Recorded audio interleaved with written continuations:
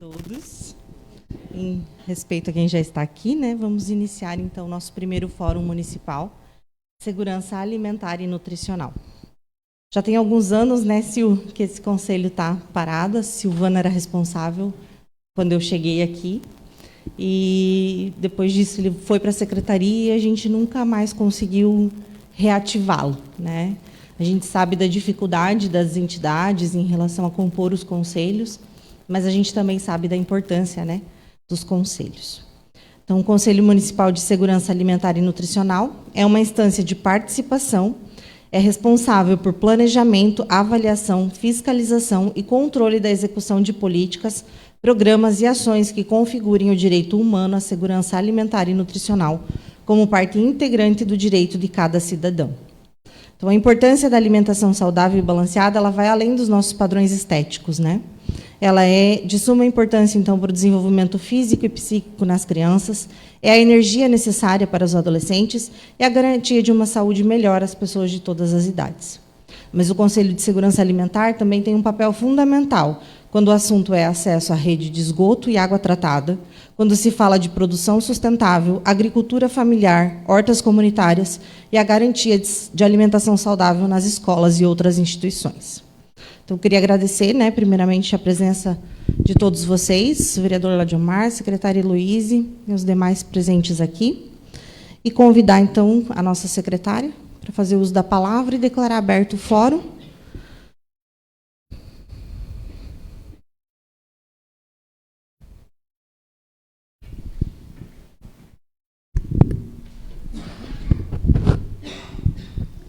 Bom dia a todos, agradeço a todos pela presença, peço perdão, desculpas pela minha voz, eu estou com um pouquinho de dor de garganta, mas eu desejo que seja uma manhã produtiva nesse nosso primeiro Fórum Municipal de Segurança Alimentar e Nutricional.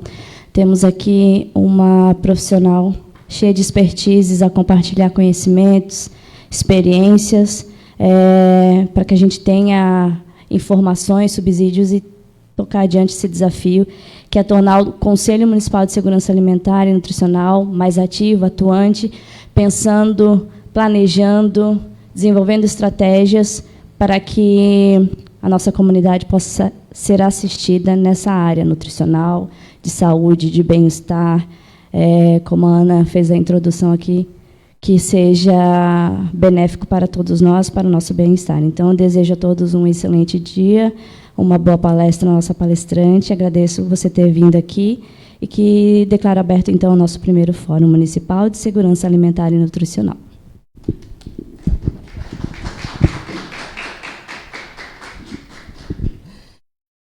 Então, a nossa palestrante é Patrícia Girardi, nutricionista de formação e atualmente coordenadora da área de segurança alimentar e nutricional da Secretaria Municipal de Assistência Social de Joinville. Atuou por 5 anos como nutricionista no programa Mesa Brasil, SESC de Joinville. É secretária executiva do CAISAN Municipal, membro do Conselho Municipal de Desenvolvimento Rural e atua como conselheira no Conselho Municipal de Segurança Alimentar e Nutricional desde 2017. Então, com vocês, a nossa palestrante.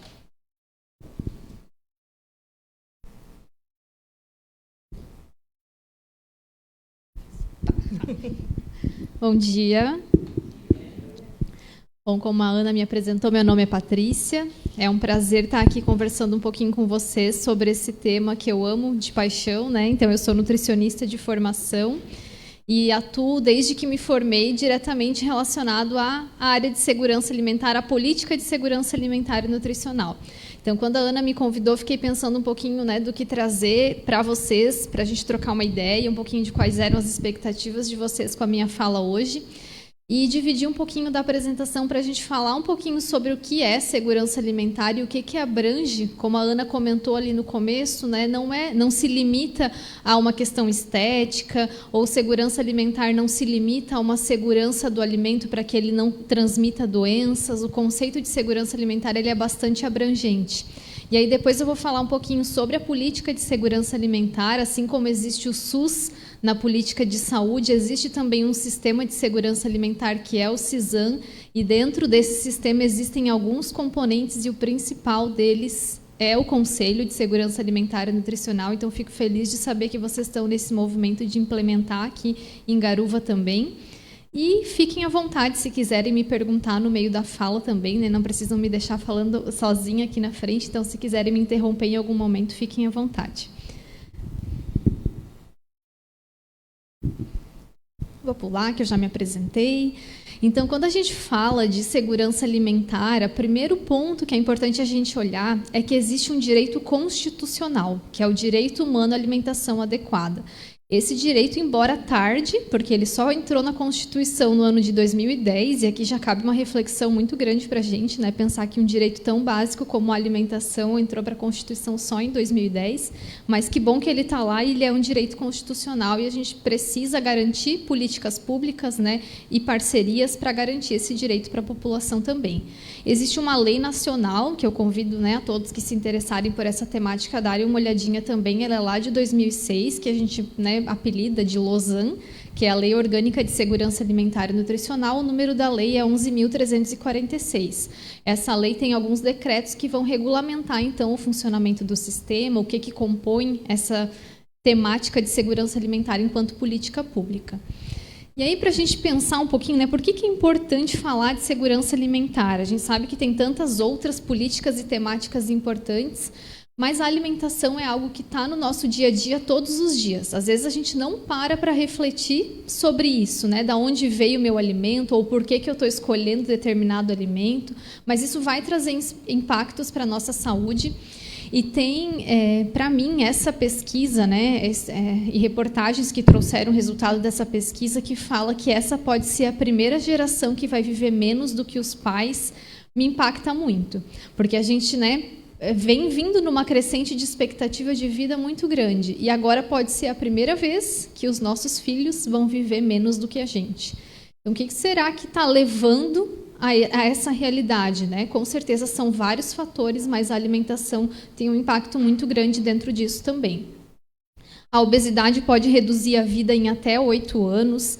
Tem várias outras pesquisas que demonstram o papel da alimentação e nutrição relacionado à saúde mental, seja com relação à depressão, autismo, enfim, são várias, né, inúmeras doenças, muitos cânceres associados a hábitos alimentares, ao consumo de alimentos ultraprocessados, e para além de N outras questões relacionadas à alimentação.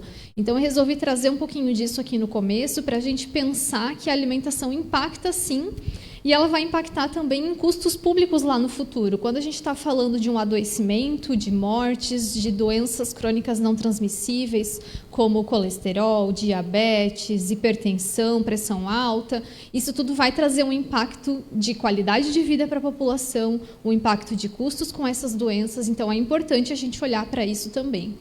Quando a gente fala de segurança alimentar, a gente está falando em todos os extremos da má nutrição. Então, por vezes, a gente pensa também na fome, né? Então, a fome, insegurança alimentar, a falta de acesso ao alimento. Sim, mas a falta de acesso a alimentos de qualidade também. Então, a obesidade também é uma consequência e todas as outras doenças que podem estar relacionadas, né, ao consumo de alimentos inadequados. Aqui eu não vou entrar em todas elas, mas trouxe algumas das consequências de cada um dos dois extremos, né? Então, quando a gente olha para a fome e quando a gente olha para a questão de obesidade, várias doenças podem desencadear desses dois quadros e muitas delas podem ter consequências irreversíveis, em especial quando a gente fala nas primeiras faixas de vida, né? Quando a gente pensa nas crianças que não têm acesso a um alimento de qualidade, em quantidade suficiente, isso pode trazer o desenvolvimento de uma baixa imunidade, o comprometimento psicológico, questões de desenvolvimento, de fortalecimento do sistema de imunidade, do sistema neurotransmissor dessa criança, então a questão de aprendizado dela vai estar comprometido também, e isso vai trazendo consequências ao longo da vida. Da mesma forma, a obesidade, seja na primeira infância ou seja no futuro, ela vai trazer pode trazer diversas consequências, como um cansaço frequente, hipertensão arterial, diabetes, dermatites, ansiedade, depressão, e tudo isso vai trazendo outras consequências. Então, a gente sabe que uma criança que não se alimenta não vai conseguir estudar, um adulto que está em déficit de nutrientes, ele não vai conseguir ter um rendimento adequado no trabalho, e aí vai causando, né, diversas questões que vão ser prejudiciais para a vida enquanto indivíduo e para a vida enquanto sociedade também. Aqui, vou falar um pouquinho para vocês agora sobre o conceito de segurança alimentar. Então, quando a gente fala de segurança alimentar e nutricional, a gente está falando do acesso a um alimento de qualidade, em quantidade suficiente, e que esse acesso a esse alimento não comprometa o acesso a outros direitos essenciais. Então, teoricamente, a gente não deveria ter que escolher entre ter acesso a um saneamento básico, a ter acesso à educação, para ter acesso a uma alimentação de qualidade. Então, eu vou entrar em cada uma dessas bolinhas para a gente conversar um pouquinho e entender a abrangência da política de segurança alimentar. Então, o primeiro ponto dentro da questão de segurança alimentar, ele fala sobre um acesso regular e permanente. Então, a gente sabe que a gente precisa comer todos os dias e esse acesso precisa acontecer de forma permanente.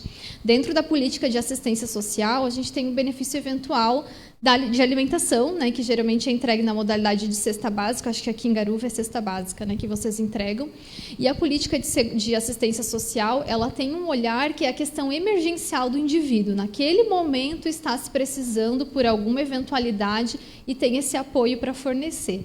Mas quando a gente olha também para um olhar de segurança alimentar e nutricional, a gente vai olhar para outros aspectos um pouquinho diferentes, em especial essa questão do acesso regular e permanente.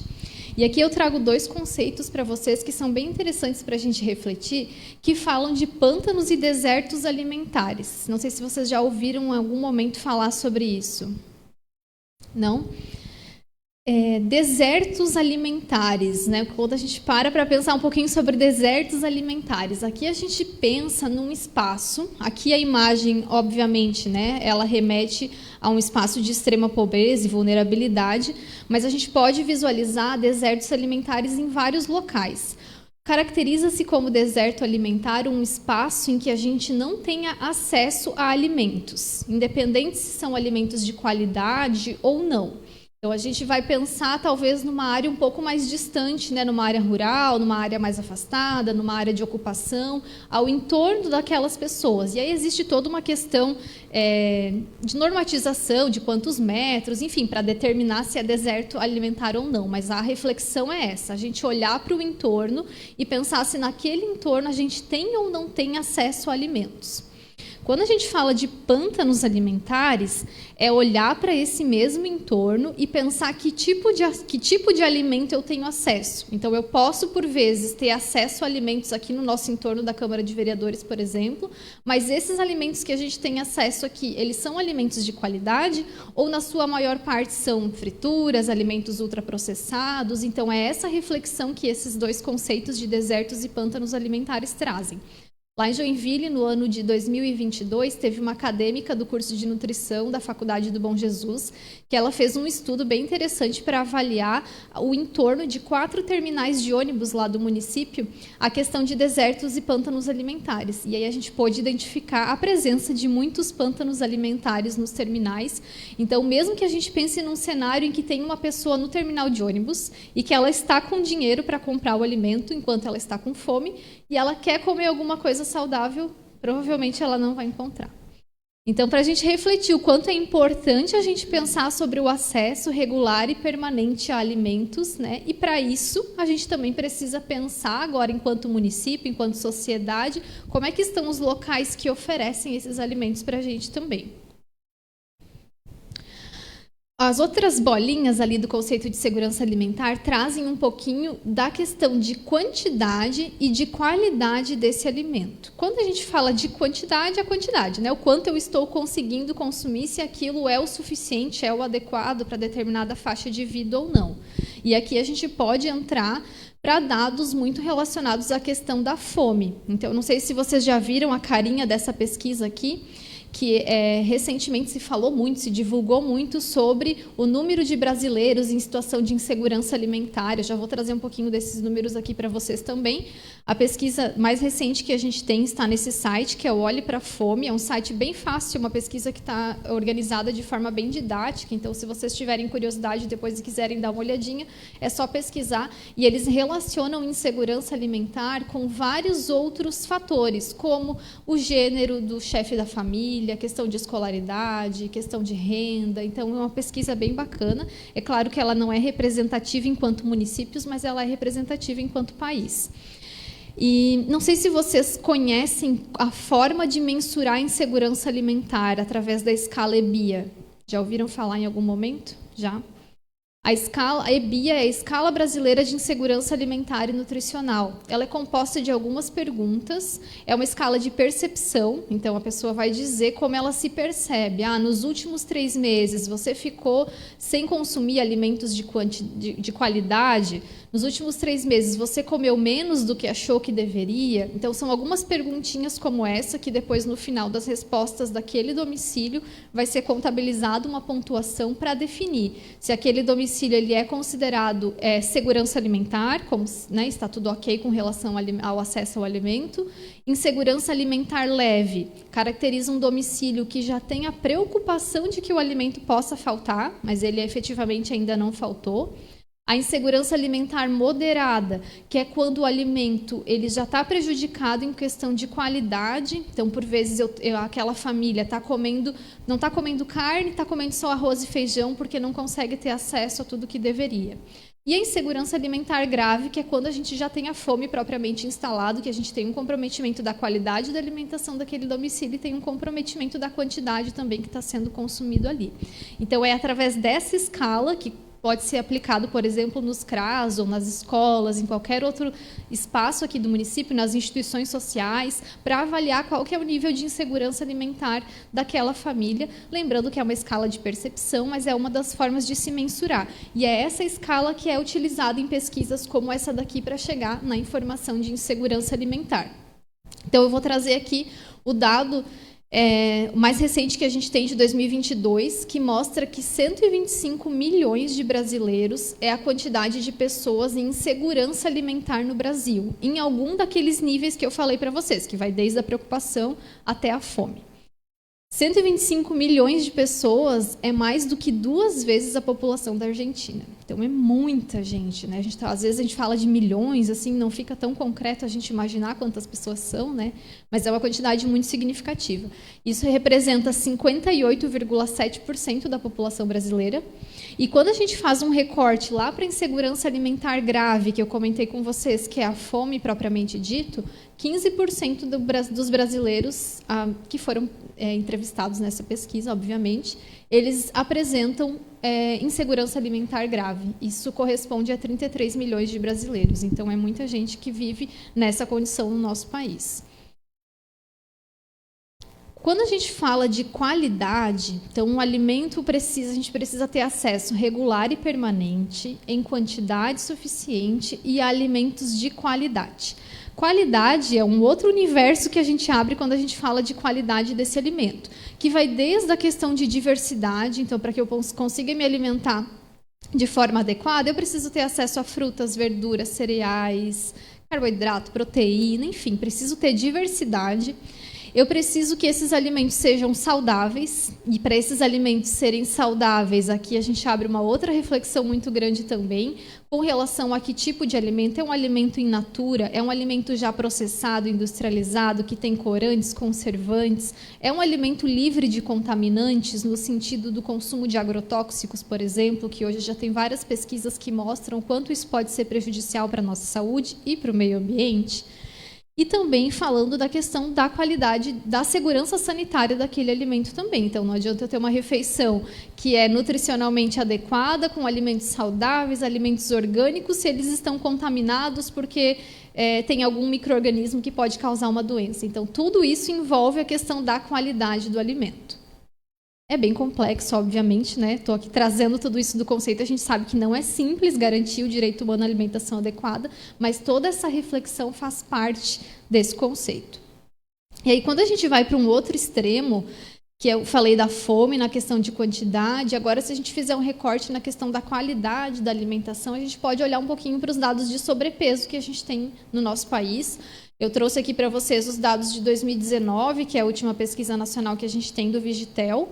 Essa pesquisa demonstrou que o excesso de peso está presente na população brasileira, em torno de 55% da população. E quando a gente, dentro do excesso de peso, tem vários níveis também. O nível mais grave é o nível de obesidade. Dentro de obesidade tem vários níveis também, mas trazendo o recorte de obesidade aqui, em torno de quase 20% da população do nosso país está obesa.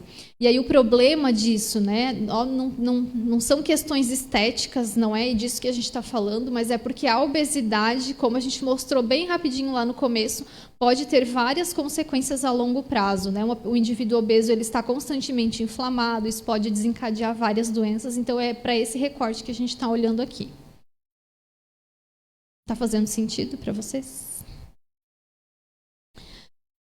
Como eu comentei antes, né, cada número representa pessoas, então quando a gente está falando aqui de milhões de pessoas, sempre é importante a gente lembrar que cada número desse representa um indivíduo, que pode ser alguém da nossa família, que pode ser o nosso vizinho e que pode estar dentro dessa estatística também. E pode ser cada um de nós, né? É importante a gente refletir também sobre a importância de todas as faixas etárias, mas em especial das crianças, porque é nesse momento que a gente está construindo a formação do hábito alimentar. Isso vai desde as gestantes, né? Então o hábito alimentar ele é formado desde a gravidez através do líquido amniótico, ele passa pela fase do aleitamento materno, lá no começo, nos 6 meses, com a introdução alimentar, vai ser desenvolvido na primeira infância e ele é, entre aspas, concluído até os 10 anos de idade. Aqui eu estou falando da formação do hábito alimentar. Então, tudo que essa mãe vai ter acesso, o que ela vai colocar de alimentos na introdução alimentar para a criança, o que ela vai consumir até os 10 anos de idade, tem um papel fundamental para desenvolver o hábito alimentar e para construir a base de uma boa imunidade, de uma boa saúde. Então, essa é uma fase muito importante. E aqui eu trago para vocês 2 materiais fantásticos, não sei se vocês já conhecem, mas são materiais que a gente encontra gratuitamente na internet, que é o Guia Alimentar para a População Brasileira. Ele já foi premiado internacionalmente, né? Então é um guia fantástico, muito legal.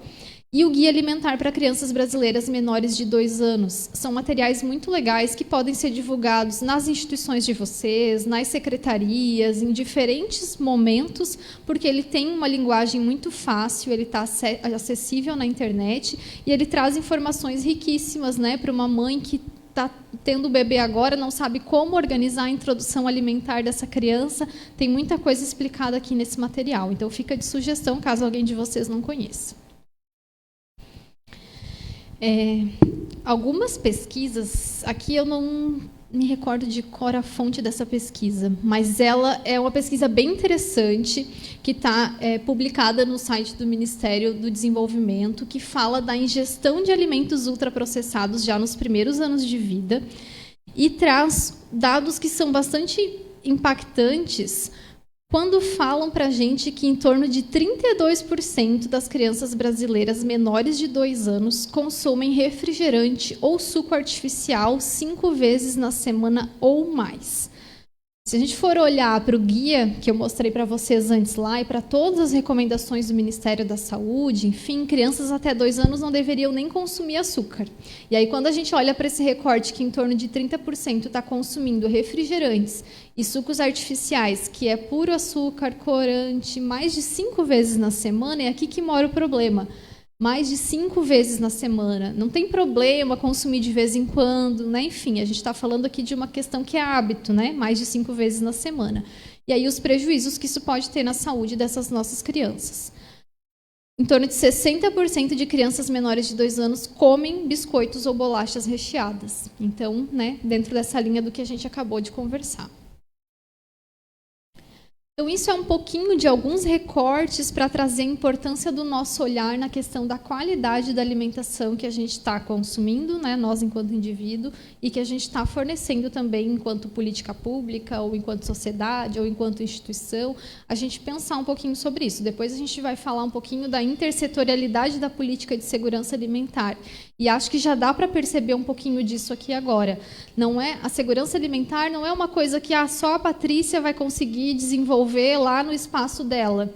Todos nós precisamos construir e pensar sobre isso, seja no momento que a gente está fornecendo um lanche num evento, ou quando a gente está servindo um lanche no CRAS, ou a gente vai fazer uma entrega de uma cesta no CRAS, ou quando a gente está fazendo uma atividade na Secretaria de Esportes, enfim, no nosso dia a dia são inúmeras as possibilidades e a gente precisa de um trabalhinho de formiguinha mesmo para conseguir garantir esse direito. O conceito de segurança alimentar também ele fala da importância da gente ter como base os hábitos alimentares e os hábitos culturais da população. Então, né, vim conversando com o Eduardo, que é psicólogo aqui no CREAS, e ele comentou o quanto tem imigrantes vindo aqui para Garuva. Lá em Joinville a gente tem essa realidade também. Enfim, para além dos migrantes, a gente sabe da importância de respeitar o hábito cultural, seja dessas pessoas que estão vindo de fora para cá, a gente pensar um pouquinho sobre isso, seja também a gente ter um olhar para o resgate cultural da nossa região. O que é característico aqui do município de Garuva? Será que isso está se perdendo ao longo do tempo? Será que a gente não pode pensar em estratégias para resgatar essa questão cultural também? A gente vê a nível global as indústrias, né, de alimentos, principalmente alimentos processados, fast food, dominando o mundo, né? Não vou citar nomes aqui, mas eu tenho certeza que vocês já pensaram em alguns, que são os mesmos que eu pensei. E isso vai, além de serem, na grande maioria, alimentos repletos de gordura, de açúcar, de aditivos, de corantes, de conservantes, isso também vai acabando aos poucos com a nossa questão cultural. Lá em Joinville, né, que é a experiência que eu tenho um pouquinho mais para falar, questão de marreco, chineque, coisas que eram mais típicas do nosso município, o que será que a gente está fazendo para resgatar isso de geração em geração? Antes tinha-se muito mais isso da mãe ensinar para o filho, né? Hoje, na correria do dia a dia, às vezes a gente nem cozinha mais, então será que eu sei a receita da cuca que a minha avó fazia? Isso tudo é segurança alimentar, o quanto isso traz de afeto, o quanto isso traz de cultura, o quanto é importante a gente valorizar isso também. Então, é importante, e o conceito de segurança alimentar fala sobre isso para a gente. O conceito de segurança alimentar também fala da importância do acesso à informação, e esse acesso à informação também é um outro universo gigante que a gente pode entrar.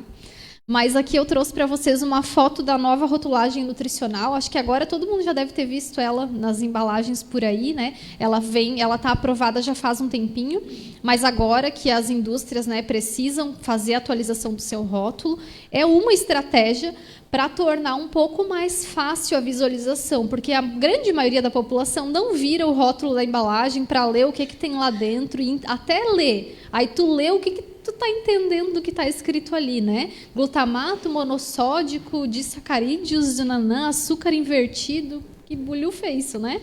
Então, é importante traduzir essa informação para a população. É claro que a gente tem toda uma indústria alimentícia por trás, tem toda uma regulamentação, então não é algo fácil de ser mudado, é um sistema complexo. Mas, a exemplo dessa mudança da rotulagem nutricional, é uma estratégia de tornar mais fácil o acesso à informação. Então, no mínimo, para a questão de açúcar, gordura e sódio, agora, quando a gente vai comprar uma barra de chocolate, a gente se lembra que aquele alimento ali tem uma quantidade elevada de alguns desses itens também. Mas o acesso à informação, ele vai, obviamente, da importância da leitura do rótulo, da gente saber o que a gente está consumindo, mas ele vai também do acesso à informação, da gente falar para a população e a população saber que consumir a casca da banana é nutritivo também. Então, a gente muitas vezes está descartando partes dos alimentos. Eu falei do exemplo da casca da banana, mas a casca do abacaxi, a casca de tudo, as sementes, as folhas, a folha da beterraba, que nem vende mais na verdureira quando a gente vai comprar, a folha da cenoura. Por que não vende mais? Porque não é cultural. Se tem na verdureira, a gente vai pedir o quê? Corta fora que eu vou levar só a beterraba. Mas por quê? se a folha da beterraba é riquíssima em nutrientes também, a gente está desperdiçando e descartando esse alimento, né? Então, falar sobre isso para a população é importante. Por vezes, a gente tem famílias em situação de insegurança alimentar, passando fome, que está descartando a folha da beterraba porque não sabe que pode consumir. Mas, para além disso, né, eu defendo muito a questão do aproveitamento integral e até para a gente desmistificar e não relacionar isso porque uma família que não tem acesso a alimentos vai consumir essas partes não geralmente comestíveis. Todos nós podemos consumir. Vários estudos mostram a quantidade de nutrientes presentes nessas partes que geralmente a gente não consome e muitas vezes as cascas têm mais nutrientes do que a própria polpa da fruta. Então, por que a gente está jogando isso fora, né? É um alimento, faz parte do alimento, a gente consegue aproveitar a casca da melancia, a entrecasca, e eu poderia ficar falando um tempão sobre isso, né? Mas para a gente refletir que o acesso à informação é a gente também pensar sobre esse alimento e disseminar esse tipo de informação para a população. E aí, para fechar as bolinhas ali, né, do conceito de segurança alimentar, também ele fala que o acesso à alimentação, ele tem que estar relacionado, ele caminha junto com o acesso a outros direitos, acesso à renda, acesso à saúde, educação. Então, essa roda teria que girar de forma completa. A gente sabe que não é simples, que é complexo. Aqui eu trouxe os dados, né, um dado recente que foi utilizado numa apresentação também do governo federal, trazendo que 95 milhões de pessoas estavam inscritas no Cadastro Único em junho de 2023 e 21 milhões de famílias inscritas no programa Bolsa Família. É uma quantidade gigantesca de brasileiros, né? Isso representa um percentual muito grande da população do nosso país e aqui a gente está falando diretamente de acesso à renda. Todas as pesquisas mostram que se acesso à renda é o que está mais associado com insegurança alimentar, e é óbvio, né, a gente fazer essa associação, se eu não tenho dinheiro, eu não vou conseguir garantir uma alimentação adequada, e assim a gente refletir a importância de olhar para todos os outros direitos e tentar trabalhar isso de forma articulada. Aqui eu queria fazer um convite a vocês pensarem um pouquinho no prato preferido de vocês. O que vocês mais gostam de comer. E se alguém puder compartilhar qual seria esse prato? Não precisa ser saudável, tá? Sushi. Eu tento gostar, mas eu não consigo, mas todo mundo gosta, né? Não, nem todo mundo. Meu irmão fala, meu Deus, vamos sair para comer sushi, mas eu não... Mas é um prato muito bem aceito. Vamos pensar no teu sushi, então. Da onde será que veio o peixe que tu está consumindo? Vamos pensar num salmão que tu está consumindo no teu sushi que tu vai comer hoje à noite. Tu sabe? Da onde veio o peixe que tu vai, sei lá, da onde tu costuma comer? Da peixaria do Júlio? Ótimo!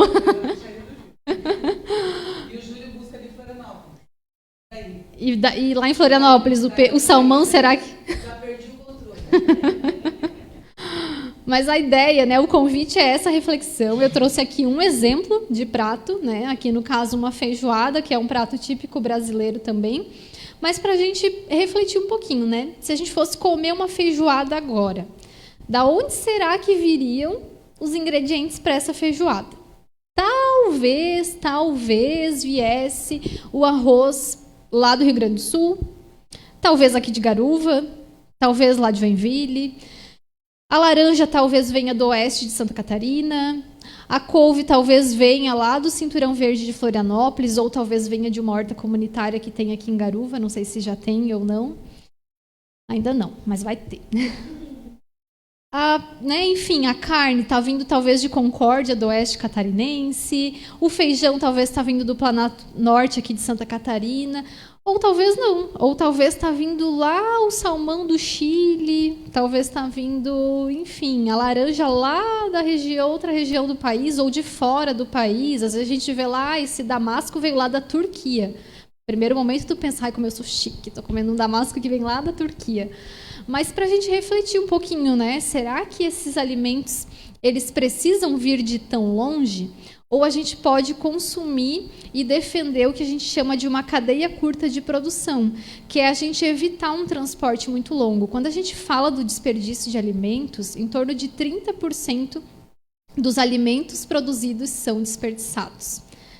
Isso é muito para a gente parar 10 bananas produzidas, né? 3 bananas vão ser descartadas, por exemplo. E a maior parte do desperdício acontece na etapa de transporte.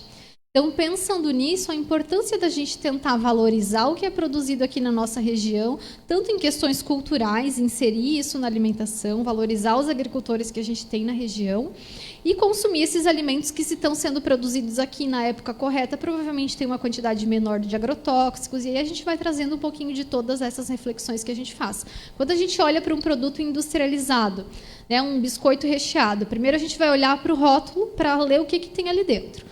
Muitas coisas talvez a gente não entenda o que é, mas a gente vai estar falando ali do cacau, vai estar falando do trigo, da onde será que veio esses alimentos que estão indo para dentro daquele biscoito que a gente está comendo, né?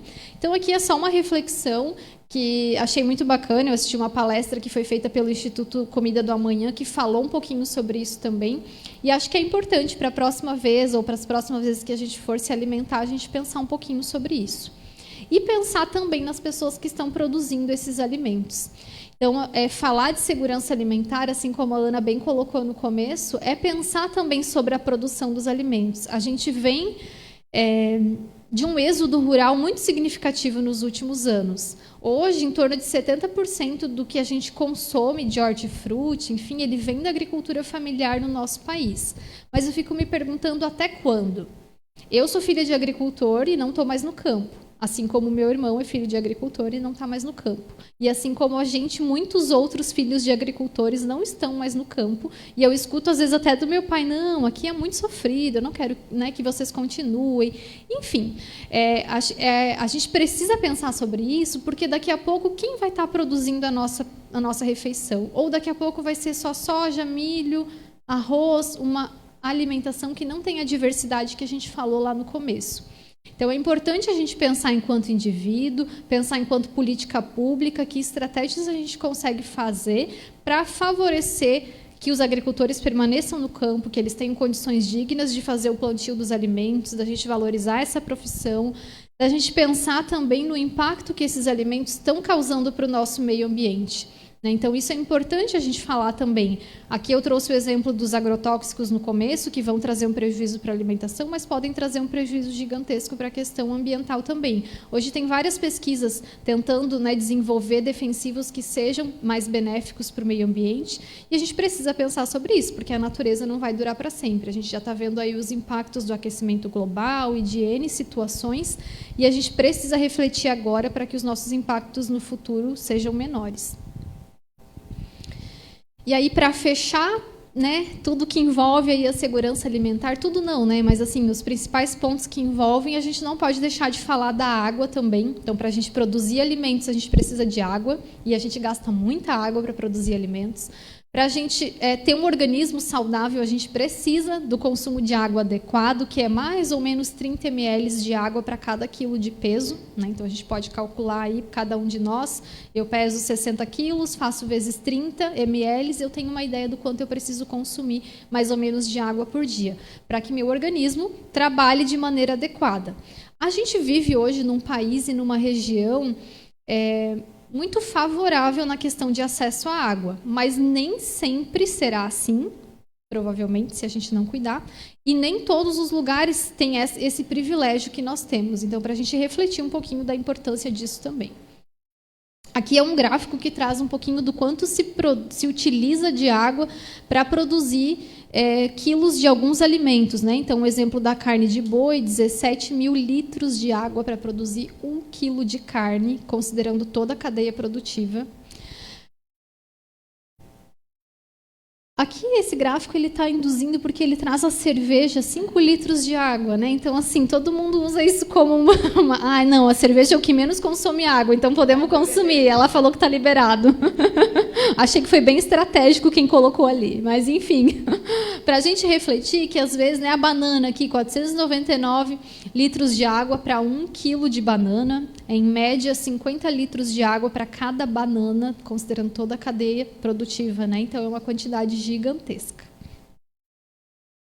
Esse gráfico aqui, essa bolinha, né, é bem legal também. Aqui está em inglês, mas tem uma em português que mostra o quanto a agricultura e a alimentação está relacionada com todos os 17 Objetivos do Desenvolvimento Sustentável. Imagino que vocês já tenham ouvido falar desses ODS, que são metas aí globais que a gente busca atingir na agenda até 2030. Que é a erradicação da fome, igualdade de gênero, produção e consumo responsáveis, e a alimentação e agricultura têm um impacto gigantesco dentro disso tudo. Então, o quanto é importante a gente olhar para isso para buscar atingir também esses objetivos até 2030. E aí, para fechar essas reflexões acerca do alimento, a gente tem alguns fatores que influenciam na alimentação dos indivíduos, que são os fatores individuais, as minhas motivações, o meu conhecimento, as minhas escolhas, os fatores de ambiente social, que é a gente com a nossa família, com os nossos amigos, a gente influencia também a alimentação das pessoas que estão ao nosso entorno.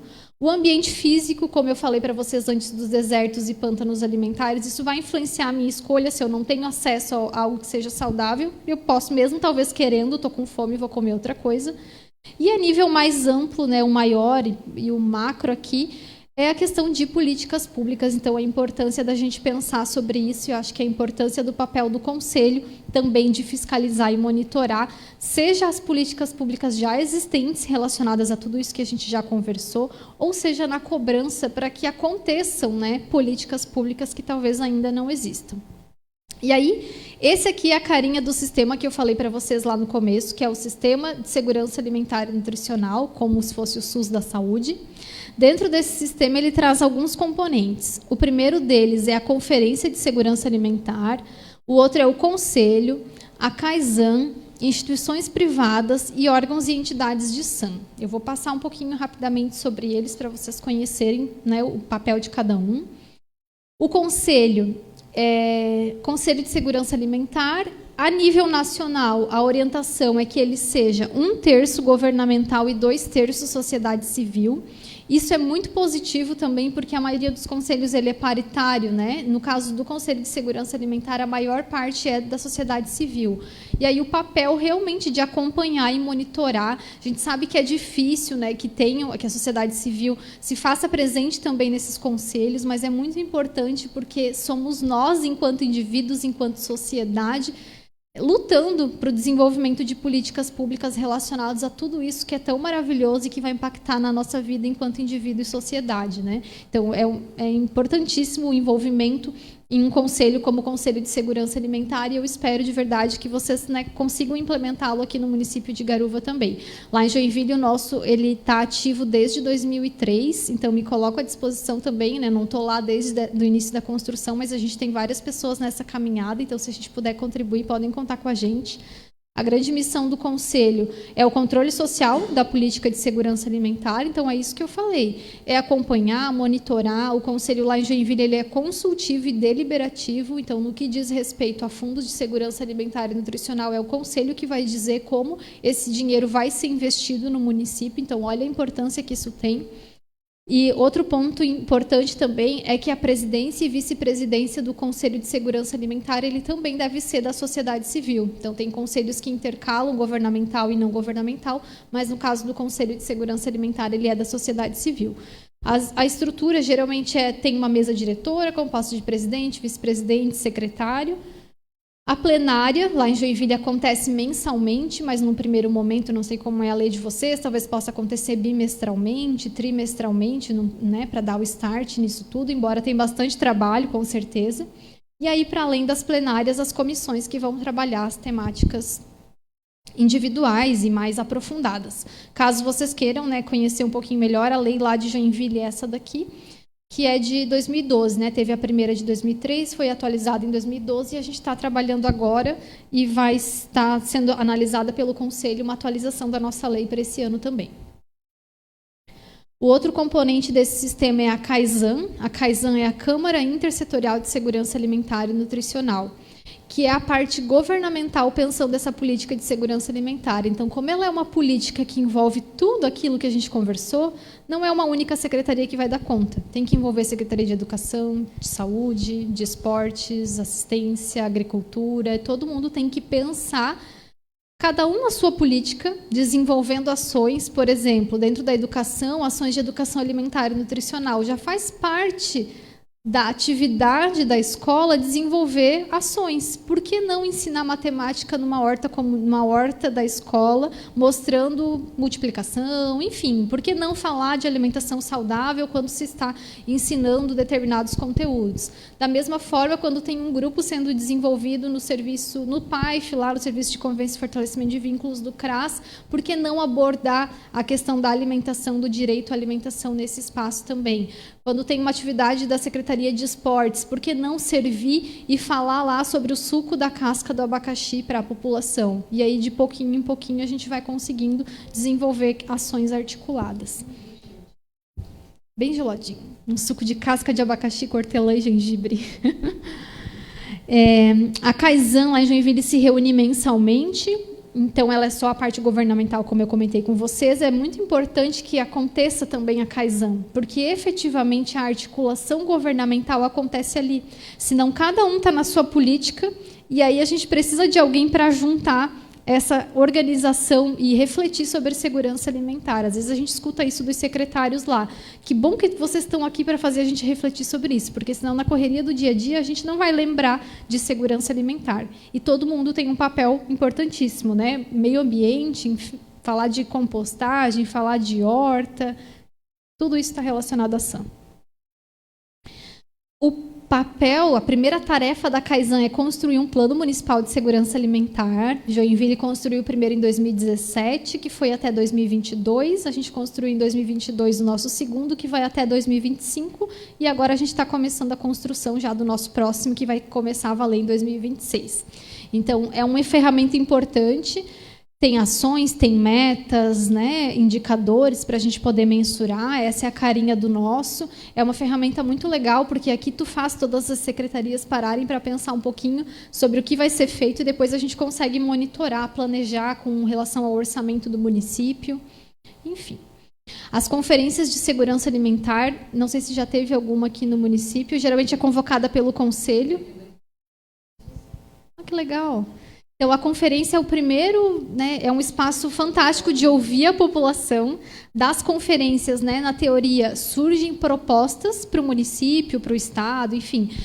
Essas propostas do município devem embasar o plano de segurança alimentar. Então, a primeira base da construção do plano deve ser as propostas que foram feitas na conferência, né? Então, assim que for reunido aqui o conselho, ele efetivamente acontecendo, provocar uma conferência no município para ouvir a população, e a gente precisa amadurecer a população para que ela também saiba o que ela precisa pedir, e aí, a partir disso, um plano vai ser construído pelos membros da Kaizen e aprovado depois pelo CONSEAN. Joinville fez desde 2015, a princípio pela Lei Organização Nacional, de 4 em 4 anos acontece a Conferência de Ação. Ano passado teve a nacional. Ano passado foi ano de conferência, né?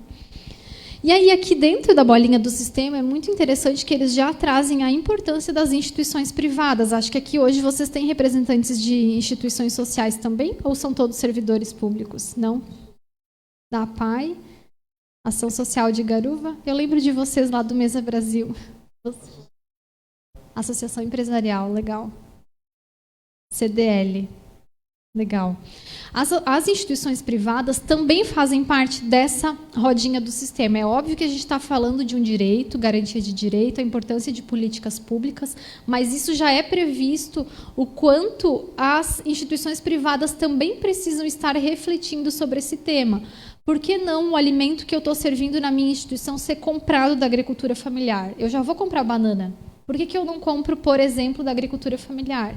Ou eu já vou servir um lanche. Será que eu não consigo aproveitar aqui, fazer um bolo com a casca de banana e falar sobre isso para a população? Será que eu não consigo desenvolver uma horta aqui dentro da minha instituição para ensinar para os alunos da APAI, que, quem sabe, depois vão falar sobre isso para as famílias também? Então, só alguns exemplos pequenininhos de como a gente, né, enquanto instituição privada, também consegue contribuir dentro dessa política de segurança alimentar. Universidades têm um papel importante também de estudar sobre isso, de fazer ações de educação alimentar e nutricional.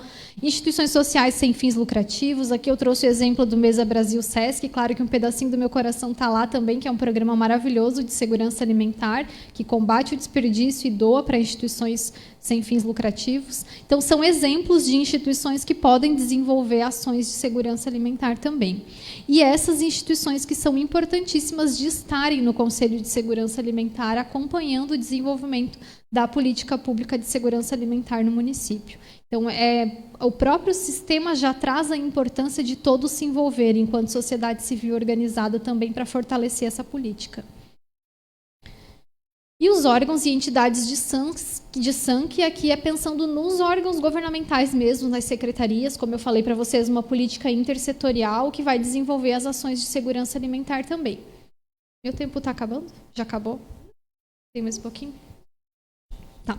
Então, só para fechar aqui, eu trouxe para vocês alguns exemplos de equipamentos públicos de segurança alimentar e nutricional, como é o caso de bancos de alimentos, cozinhas comunitárias, central de distribuição da agricultura familiar e restaurantes populares. Aqui, no caso de vocês de Garuva, os restaurantes populares são equipamentos para municípios de mais de 100 mil habitantes, para receber verba do governo federal para construir. Então, não seria possível, a menos que o município bancasse a construção de um restaurante popular enquanto município sem o apoio do governo federal. Mas cozinhas comunitárias, por exemplo, é uma estratégia que pode acontecer em municípios menores, né? Centrais de distribuição da agricultura familiar é um exemplo, por exemplo, de operacionalização do PA, Programa de Aquisição de Alimentos. Não sei se vocês já operacionalizaram aqui no município alguma vez. Ah, que legal! Legal, se precisarem de alguma ajuda, a gente pode contribuir também, talvez, né? Mas a gente operacionaliza lá em Joinville também. Lá a gente tem um espaço que a gente chama de Central de Distribuição da Agricultura Familiar para facilitar para os agricultores, para eles não precisarem entregar de ponto em ponto. Então, isso é um equipamento público de ação, o agricultor entrega tudo lá e quem se responsabiliza por essa logística é a prefeitura ou as próprias entidades que vão buscar, enfim. Aqui outros exemplos não são equipamentos públicos de segurança alimentar, mas são também equipamentos ou programas super relacionados, como hortas, feiras, o programa de aquisição de alimentos que eu comentei com vocês. E aqui eu trouxe algumas fotos que eu vou passar bem rapidinho de exemplos de ações integradas não, mas ações de várias secretarias relacionadas à segurança alimentar. Os restaurantes populares são um exemplo.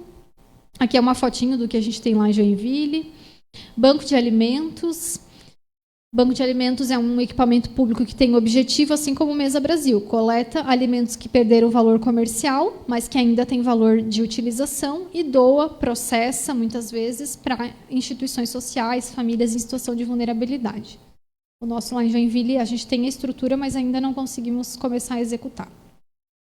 O PA, Programa de Aquisição de Alimentos, que legal que vocês vão começar aqui, é uma forma da gente valorizar os agricultores e ainda doar alimentos para garantir segurança alimentar. A gente pode comprar alimentos orgânicos, então é um programa fantástico quando a gente pensa em segurança alimentar. A importância da gente fazer ações de educação, muitas vezes a gente se percebeu assim lá em Joinville, doando uma banana orgânica, entregando lá no CRAS, a família que recebia nem sabia que era uma banana orgânica, daí a casca estava indo fora e é um alimento riquíssimo, então a gente foi buscando estratégias em parceria com a universidade, a gente mesmo tentando desenvolver ações de educação com essas famílias para valorizarem o alimento que eles estão recebendo. Gosto muito dessa foto que mostra o cuidado do agricultor, ele já mostrou várias fotos da propriedade dele, eles embalam pera a pera, imagina o trabalho, pera a pera para entregar um alimento de qualidade, né? Enfim. E assim a gente sabe que tem o cuidado dos agricultores na produção de vários alimentos, então é importante a gente valorizá-los. Aqui uma fotinho de ações de educação alimentar, hortas comunitárias, feiras que vendam produtos da agricultura familiar, as CEASAs, centrais de abastecimento, programas que incentivem o desenvolvimento rural. O atendimento de nutricionistas nas unidades básicas é uma forma da gente fortalecer a segurança alimentar também. O ideal seria trabalhar na prevenção, mas a gente sabe que é difícil, né? Protocolo de doação de fórmulas e suplementos, Estratégia Alimenta e Amamenta Brasil, Programa Saúde na Escola, o programa UPNAE, Programa Nacional de Alimentação, é o maior programa de segurança alimentar que a gente tem no país. O Programa Mama Nenê, que é um programa fantástico também, hortas pedagógicas, a metodologia no momento da refeição nas escolas ou nas instituições de vocês, o quanto a gente pode ensinar sobre segurança alimentar nesse momento, sobre autonomia na escolha, né, do alimento, que a criança mesmo pode se servir, por exemplo. Ações de educação alimentar e nutricional de N maneiras diferentes, como eu já comentei um pouquinho com vocês. A compra institucional também que eu mencionei, então seja enquanto prefeitura ou enquanto instituição, a gente pode também comprar da agricultura familiar pensando em valorizar todo esse processo. Então, alguns pontos são importantes, né? A gente reconhecer que existe insegurança alimentar em todos aqueles níveis que a gente conversou no começo, compreender que ele tem diversas causas macros, mas também algumas ações pequenas podem ser realizadas para fortalecer essa política e fortalecer a segurança alimentar em todos os níveis e em todas as políticas, fazendo reflexões importantes que vão desde a produção ao acesso dos alimentos, à qualidade, pensar no descarte, no desperdício, em ações de educação alimentar e nutricional e se comprometer, né? Falar sobre isso, discutir, pensar em conjunto, se articular. E, para fechar, eu trago a reflexão, né? A gente falou lá no comecinho que essa pode ser a primeira geração que vai viver menos do que os pais, para a gente pensar o que nós vamos deixar, né, para as futuras gerações. A gente precisa pensar sobre isso e agir agora para a gente colher também os resultados no futuro. É isso, espero ter contribuído um pouquinho com a discussão de vocês. Se tiverem alguma dúvida, algum questionamento, fico à disposição também. Obrigada.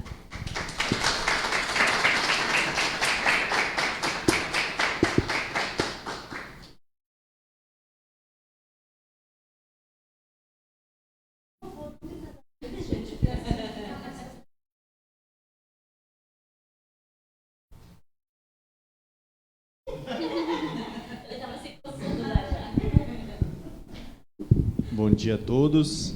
Primeiramente, parabenizar, né, por esse primeiro fórum, todos que estão aqui envolvidos. Desculpa ficar de costa. Cumprimento aqui o Sargento Oliveira, o vereador que aqui está. Que pena que essa casa não está mais cheia, né? Assunto muito importante. Sou agricultor, tenho o privilégio hoje de estar como vereador. E sobre a agricultura, né? Realmente é muito importante essa discussão. Existe um dado que cerca de 18% hoje das propriedades rurais, elas têm essa concepção de ter esse diálogo entre as famílias para dar sucessão no trabalho no campo. E realmente, né, eu também sou agricultor, venho de família de agricultores, e eu vejo pelos meus irmãos que optaram por outros segmentos, né, e a gente permaneceu. E muitas vezes até o próprio desestímulo, né? As coisas que a gente ouve, por um exemplo, as críticas, né? Vindo aos agricultores, mas aí eu até cito como exemplo, como uma própria pandemia, quando a gente viveu, né? Para onde que todo mundo correu? Né? Foi para o interior, foi para o mato, o lugar que é tão tóxico e poluído como alguns falam. Então, isso são pontos que eu digo assim, negativos, que acabam trazendo, né, ainda mais hoje na cabeça das crianças e tudo mais, assim, sabe? Então eles falam assim, não vou ficar porque é veneno, é isso e aquilo, e a realidade não é bem assim, né? E sobre a questão, também quero falar como Câmara de Vereadores, né, várias ações que aqui foram apresentadas, existem indicações acerca do assunto que já foram realizadas, né? A gente sabe que o negócio... tudo depende, né? Além de verba e também de pessoal e tudo mais, mas são muitas ações, até inclusive uma que é muito importante, a questão da educação alimentar saudável ali, e também exercício físico na questão do TDAH. Hoje nós vemos que é muito importante e surte um efeito enorme, né? A questão do TDAH na criança, a partir da alimentação também. E isso é algo que a gente tem que se discutir em sala de aula, fazer uma apresentação, vamos dizer assim, dessa mais genérica, né, para as crianças, porque eu sempre digo assim, hoje o foco é as crianças, porque colocar na cabeça do adulto, hoje normalmente o adulto chega em casa, bota um miojo a cozinhar, comem lá, e já vai para o celular, e aquela vida corrida, como eu digo, a gente vive numa sociedade doente, né, então que é só trabalho, e o fim, que é a família, que é aquele prazer de cozinhar, por um exemplo falou, né, Quem é que sabe uma receita da sua avó? Duvido que não. Então vai se perdendo esses valores, né? Mas é isso que eu queria, só a minha contribuição. E mais uma vez, parabéns. E que pena que essa casa não está cheia, porque é assunto de extrema valia. Obrigado. Obrigada. Até queria pegar um gancho na fala dele. Essa questão dos agrotóxicos, por exemplo, né, que vem sido falado muito, é algo bastante delicado mesmo. Primeiro porque eu já ouvi também assim, então eu não vou consumir fruta e verdura porque é contaminado por agrotóxico. Gente, o arroz ou a bolacha, então não é por essa linha a reflexão. Então, acho que esse é o primeiro ponto que é importante a gente pensar, que a gente tem que ter esse olhar. Não, o caminho não é vou deixar de consumir frutas e verduras. A produção de alimentos diversos, ela é importantíssima. Hoje, para um agricultor plantar sem agrotóxico, em muitos locais é praticamente impossível. Eu falo isso, meu pai produz ainda, ele planta arroz. Ele produz arroz no meio de várias outras produções que plantam com agrotóxico. Se ele quiser plantar orgânico, não é simples. Qual que é o incentivo para ele ter? Para ele migrar de um tipo de plantação para ir para outro, isso vai levar anos para ser um rendimento sustentável.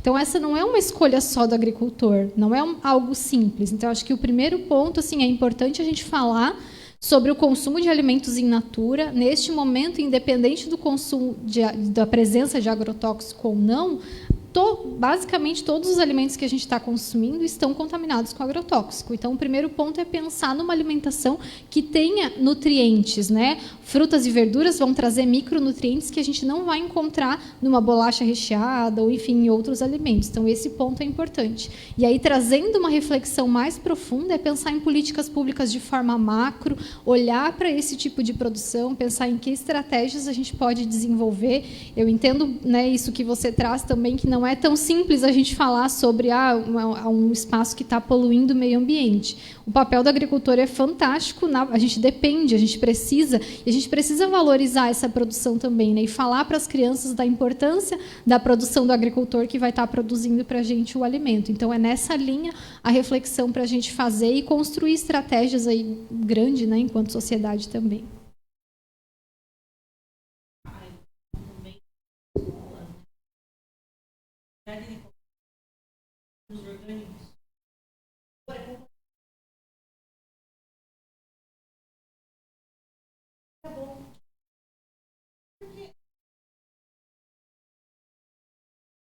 É assim, que a chip é muito mais para você ver a cabeça, né, da criança, né, e o sabor do morango orgânico, é óbvio, é totalmente esse morango notável, a diferença do sabor, mas ele me dizer isso, o morango não é gostoso, E a gente, né, esses biscoitos, chips, bolachas, enfim, ali dentro tem realçadores de sabor, gordura, açúcar, que para a criança aquilo tá maravilhoso, né? Ali tá cumprindo o papel que é ser gostoso. O glutamato monossódico que eu citei para vocês lá no começo é um realçador de sabor utilizado na maioria de chips, bolachas recheadas, enfim. Já tem vários estudos mostrando que ele é cancerígeno, né? E a gente está ali consumindo, mas ele tem esse papelzinho justamente do quê? Da gente de ser gostoso e a gente querer comer mais, né? Então é difícil, por isso que a construção do hábito alimentar ela é complexa, precisa acontecer de várias maneiras e realmente para eles vai ser muito mais gostoso consumir um alimento processado, na grande maioria.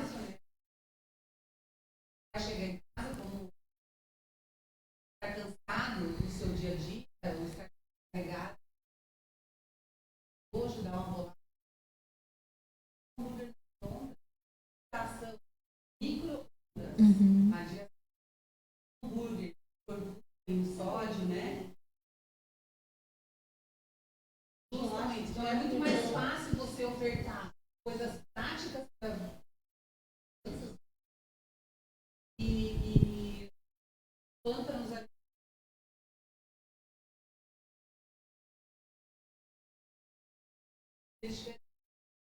Coisa prática. Então, ou é uma dura, ou é uma açúcar, ou cheios. A gente ainda parte lá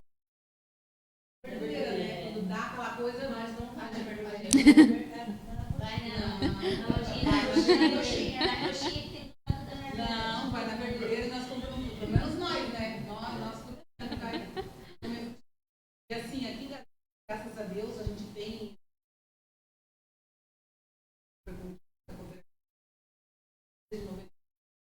Então, espetacular. Comunidade já foi fonte de. Já veio lá. Essa semana tem uma doutoranda universitária da Universidade da Inglaterra que veio fazer entrevista aí. Legal. É uma fonte de referência. Eles têm 7 nossos professores de parte.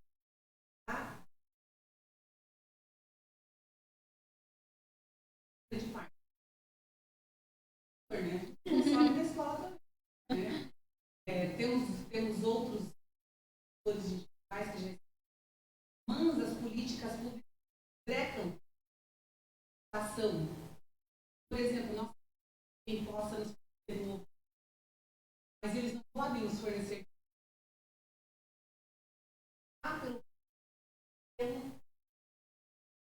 e o seu obriga. Isso foi uma descoberta, eu tenho 20 anos de casa, foi uma descoberta minha.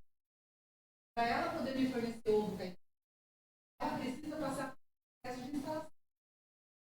Todo equipamento, é como se fosse uma cozinha nova, sabe?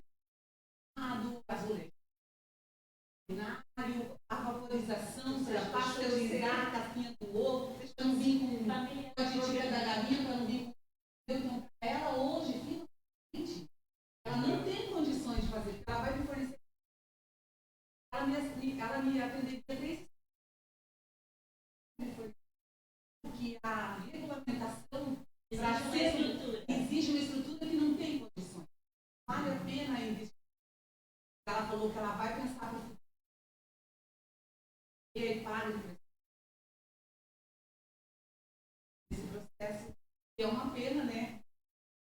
O ovo da galinha dela, cara, né? Galinha feliz, né? A gente até brincou com as bananas do Adiomar, elas vêm dupla, sabe? Né? A grande maioria vem gêmea. Eu falei, isso sim é produção, olha lá, e bonita, entendeu? Então, assim, graças a Deus, a gente essa cultura também sou. Mas da minha família, 6 mulheres, uma cultura da vida da minha família. E as hortas,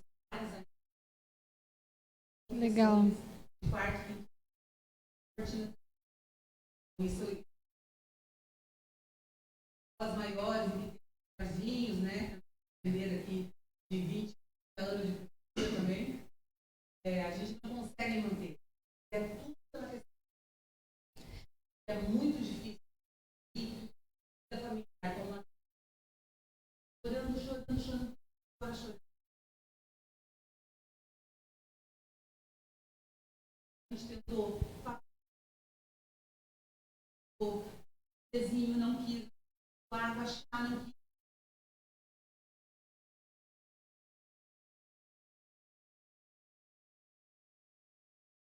A mãe não fez o desmame. Não recebeu a instrução.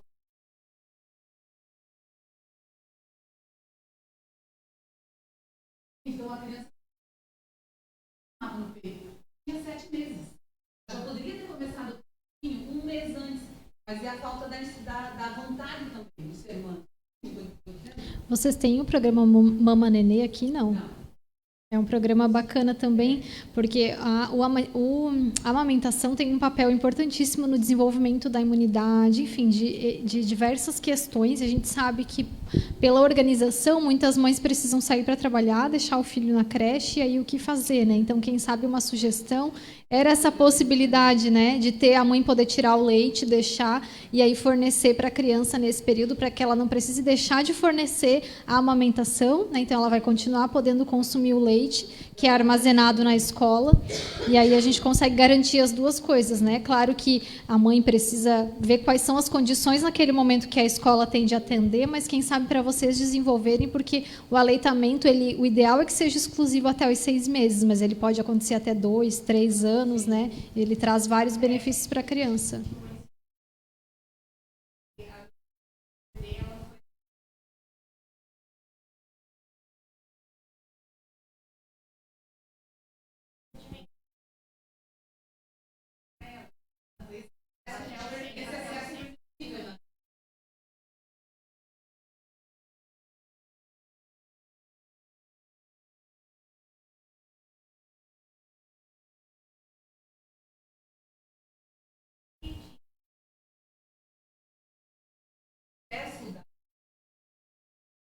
Uhum. Mas nem sempre a mãe consegue sair para ir. É.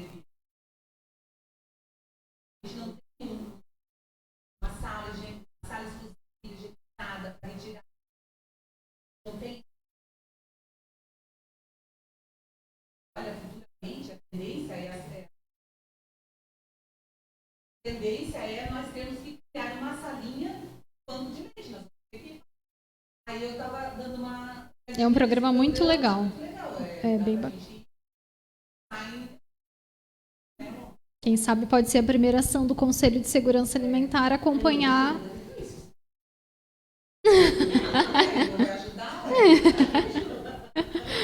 Dois comentários também da tua fala. Eu li um livro esses dias que falava que o título do livro é assim: quem vai fazer essa comida? E a reflexão é justamente essa, porque a gente falou sobre tudo isso, assim como ele falou na fala dele também. Às vezes a gente tem um dia a dia tão corrido, e por mais que a gente tenha toda essa compreensão da importância, eu não consigo, na minha rotina do dia a dia, preparar a comida e tal. Então, tem um olhar macro que é importante a gente ter também para a realidade, né, de cada uma das famílias, das possibilidades que cada um tem. E falando dessa questão cultural também, eu lembro que quando eu estava no Mesa Brasil, a gente recebia várias doações de banana, porque elas estavam gêmeas. Era o único problema, entre aspas, da banana. Daí eu falava, tá, mas por que vocês não vendem, né, de alguns produtores, por que vocês não vendem essa banana? E eles falaram que não aceitavam, porque por uma questão cultural, às vezes chegava no supermercado e só porque a banana nasceu gêmea, isso estava fora do padrão de comercialização do espaço. E que loucura, é uma questão cultural.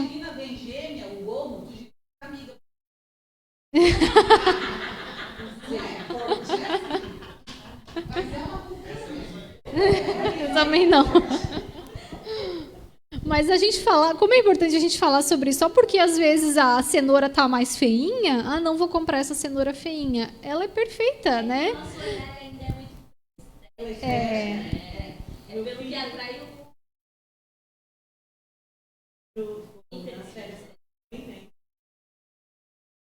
tem a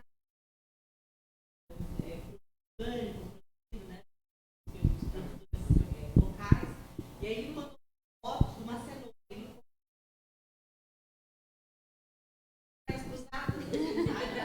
E aquela foto dele, daí depois aí ele foi o máximo.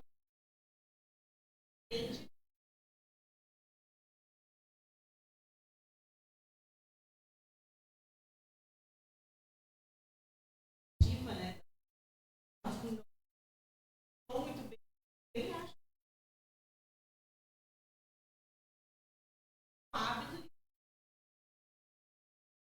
Porque para a gente que está aqui conversando sobre isso, talvez faça sentido. Na feira, é um alimento que foi produzido pelos agricultores aqui da região, mas até a gente externalizar isso, né, e a população entender a importância, realmente a gente tem que traçar uma estratégia, né? O que a gente vai desenvolver para isso ser efetivo? Lá em Joinville a gente tem um problema também, que a gente quer realizar feiras, a gente está conseguindo vender, mas a gente não tem agricultor no município para vender os produtos, né?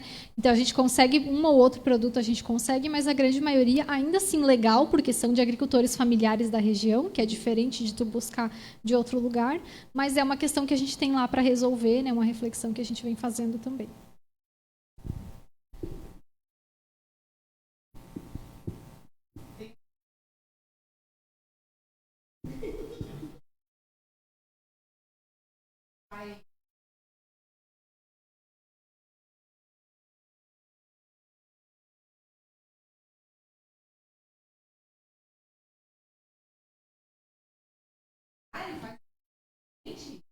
uma galinhada com aipim.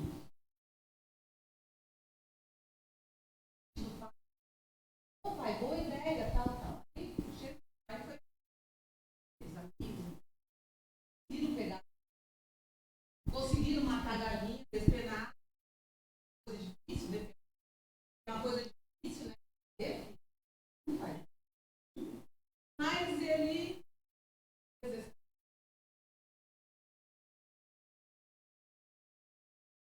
toda nenhuma. O pai ficou desesperado, meu pai, madrugada, enquanto ele contava. Pô, aconteceu o aipim, né?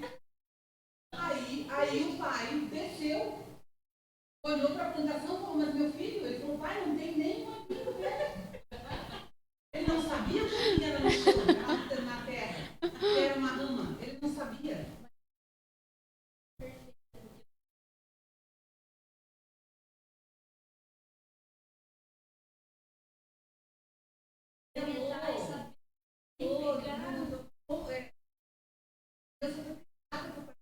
Não tem. A gente tinha que aprender quando a mãe fazia. A mãe dizia, fique do lado e fique até aprender. Entendeu? Não tem essa cultura mais. Na internet, o que a internet mostra? Ela não mostra.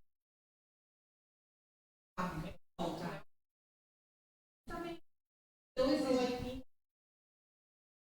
não é? Eu vi, gente, goiaba no mercado, cortada no meio, embalada num isopor e se tivessem me contado eu não acreditava, mas eu vi uma goiaba cortada na metade. Eu falei, gente, pra quê? A goiaba...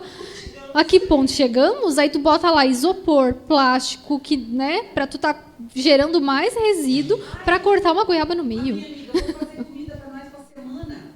Daí eu, poxa, que legal, me ajuda.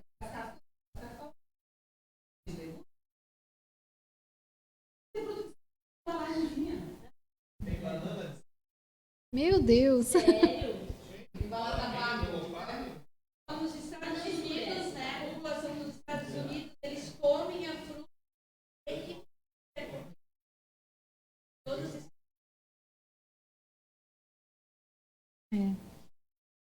Então, assim, ó, a nossa insegurança alimentar, ela não é só da ação, ela também é da observação.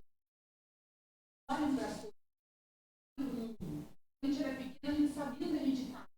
Leva para o céu, essa serra da gente. Hoje tu fala com o filho, tu sabe na padaria.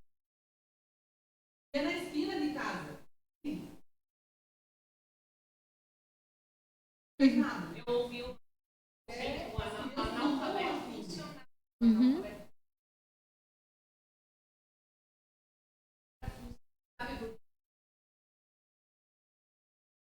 Foi no ex que acaba com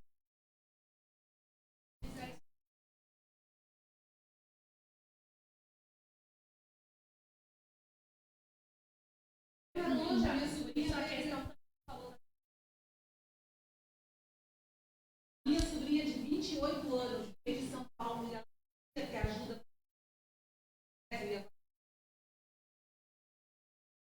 Eu falei, vai na geladeira pra tia,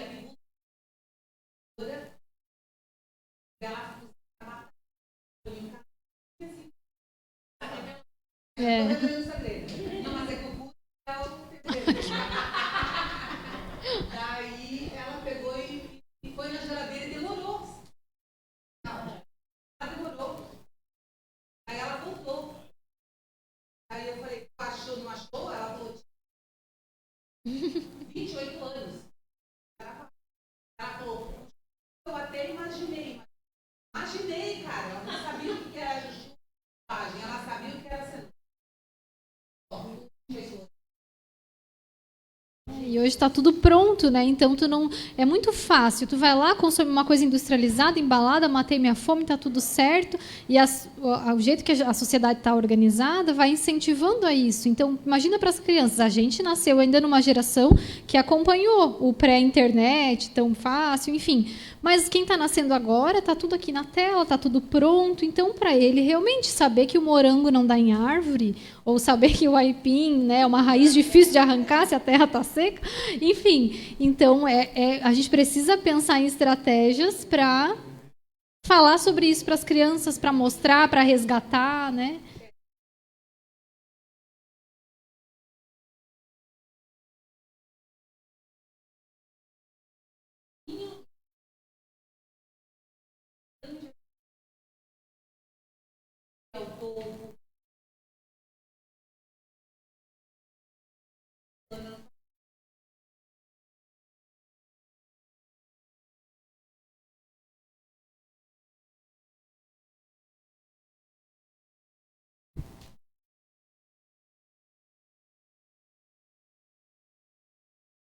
Legal.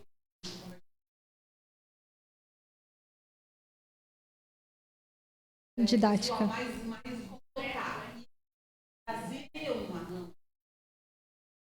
levar uma cenoura.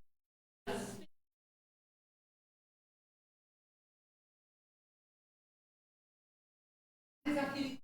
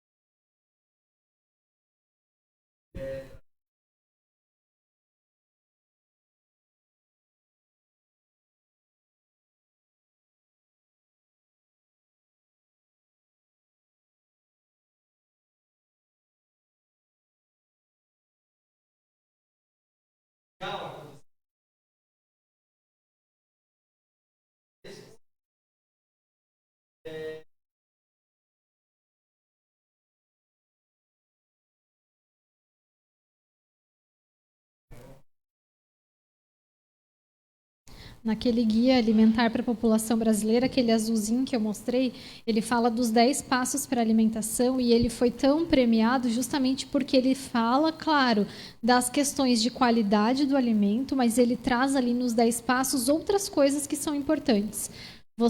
Ele traz a valorização de você sentar em família, mesmo que às vezes para fazer uma refeição, de você parar e prestar atenção no que você está consumindo.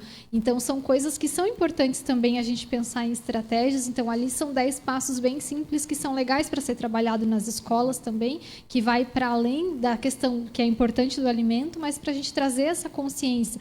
Até para a gente poder construir uma sociedade que valorize, que saiba, eu não sei, né, exatamente o tempo, mas que a cenoura vai levar X tempo para crescer, que a banana não é de uma hora para outra. Hoje, como tudo vem de tão longe, né, enfim, a gente tem tudo a todo tempo. Então, para a gente, né, quem plantou, quanto tempo levou, não sei, está aqui, estou comendo. Então, a gente falar sobre isso é importante para valorizar, para reconhecer, para daqui a pouco poder ir numa feira, né?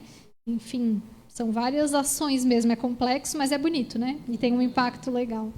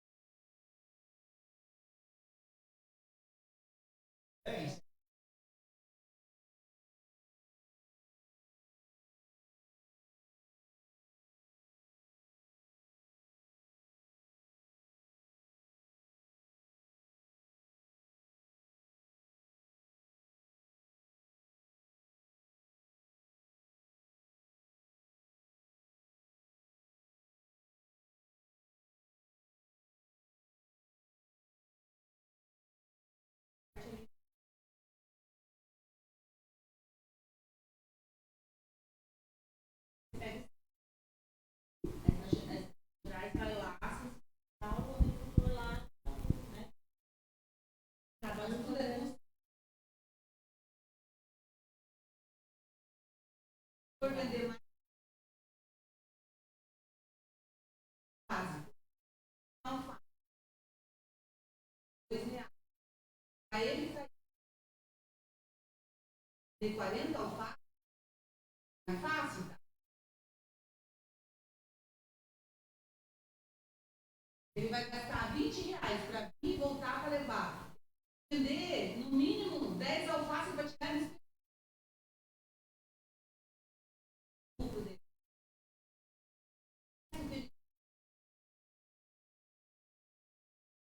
Dá para comprar o quê? Vai Yeah. virar porco, vai comprar a horta. Entende?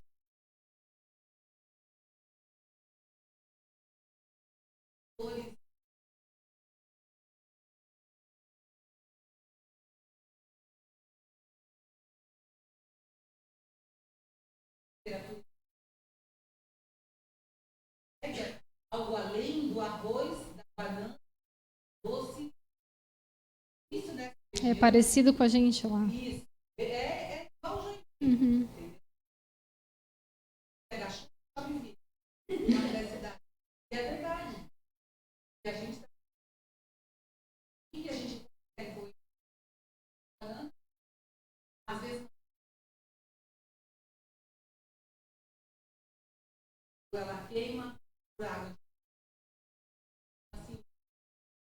Nesse ponto, o trabalho da Kaizen é muito legal também e do conselho, porque para construir um plano, a primeira parte vai ser fazer um diagnóstico do município. Então, vai olhar para tudo isso. O que a gente já tem, o que são as potencialidades, o que é a maior dificuldade, e aí pensar estrategicamente. Talvez, neste momento, a feira com os agricultores não seja a primeira estratégia, mas a gente desenvolver ações X para daí depois chegar lá. Então, acho que esse olhar para o município, para as particularidades de vocês, para a realidade, é legal para isso, para daí traçar estratégias, olhando para esse universo todo, do que seria o melhor. A gente tem isso lá em Joinville também, até do perfil. Às vezes o agricultor comenta, eu não gosto de estar ali vendendo, né? Eu planto, mas vender não é comigo. Então, são várias coisas para a gente pensar mesmo, né? Mas cada município também vai ter a sua particularidade, as suas potencialidades. Então, é importante juntar e olhar para isso tudo, e a ideia do plano é essa, né? Fazer um diagnóstico e pensar em estratégias que, às vezes, vão ser coisas que não têm tanto custo, porque já dá para inserir no dia a dia da rotina, e, às vezes, vão ser projetos, sim, maiores, que vão precisar de um investimento maior, né? Está funcionando bacana, juntam.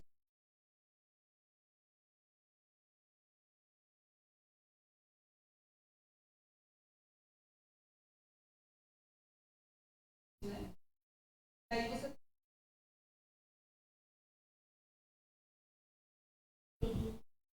E o produto vem da onde daí? semana passada veio uma Que legal. coca verde, Uhum. Curitiba, eu acho. funciona e é bacana.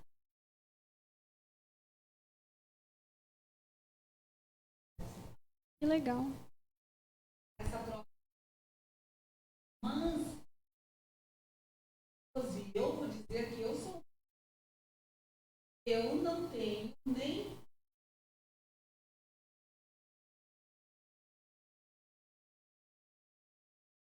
deixo essa seletiva de levar tudo, entendeu? Não, mas eu tenho o seu,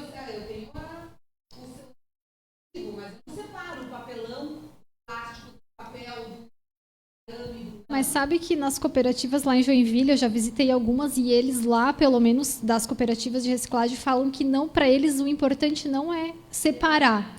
Para eles o importante é que não chegue com o resto de alimento, porque daí traz vetores, né, baratas, ratos, enfim, isso é um problema grande, mas ou já receberam fralda suja, assim, são coisas horríveis. Mas que a triagem em si é tranquilo com eles. Então, o importante é manda minimamente limpo e só o que é reciclável, né? E aí eles depois lá fazem a triagem. Então, acho que se tu tá separando, né, o que é reciclável... De colocar ali, né? Não, o tiozinho da coleta. Trabalhar, né?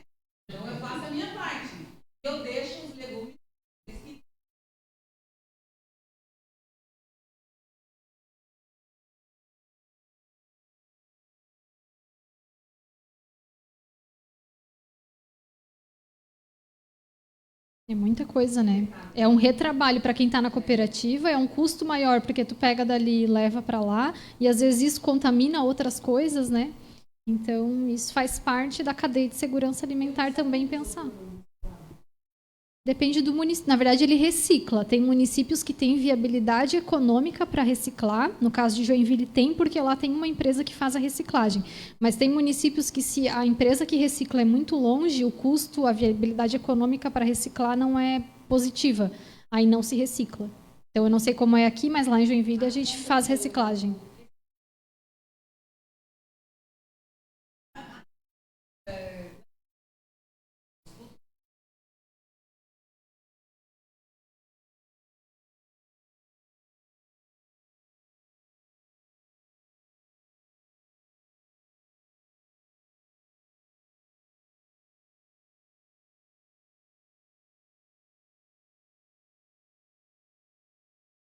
Ué, mas lá eles não separaram, não juntam, não compram o que vai.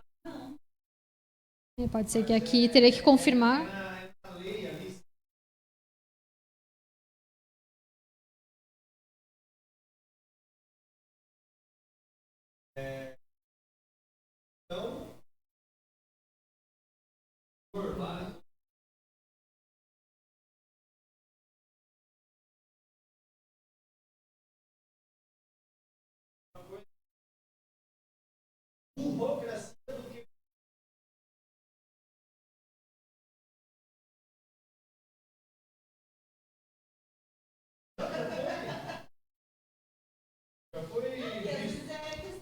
O estudante era pequeno, olha o velho fazer.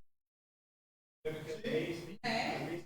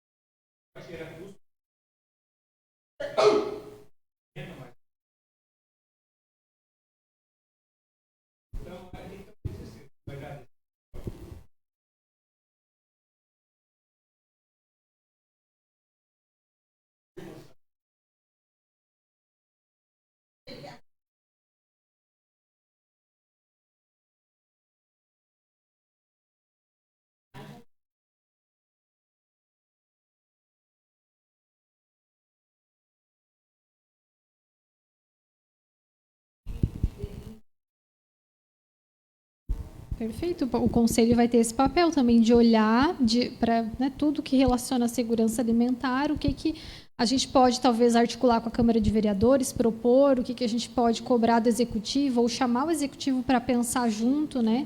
E como o governamental também está dentro do conselho, também pode levar demandas para o conselho, e a força que um conselho tem, eu até brinco que eu sou governamental lá em Joinville e às vezes a gente arruma trabalho para a gente mesmo, mas tu ter um conselho cobrando, fiscalizando, acompanhando, monitorando é importante para que a política aconteça e faça essas articulações que por vezes só o conselho pode fazer, né?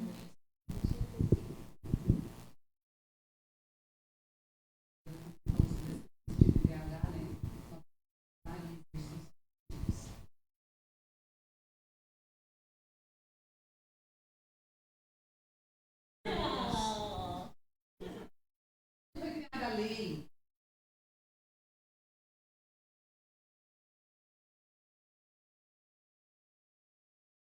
E o E que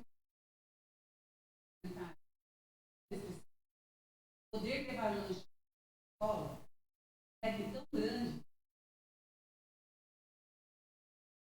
Olhe, e levar para a escola.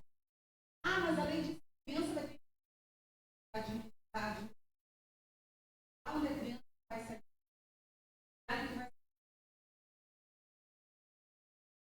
mas daí tem a inserção social. A criança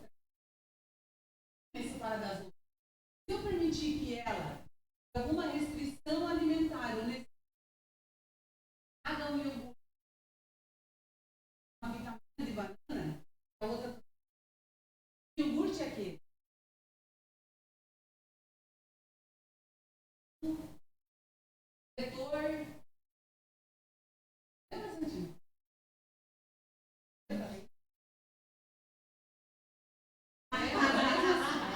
Seria o ideal, mas mesmo assim, já foi agora passar. Mesmo assim, não consegue ter um. Que a própria mãe não está.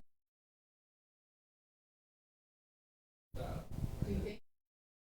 Então, a gente, o que foi criado? Vamos fazer valer o direito de levar a casa. Criamos um termo de compromisso.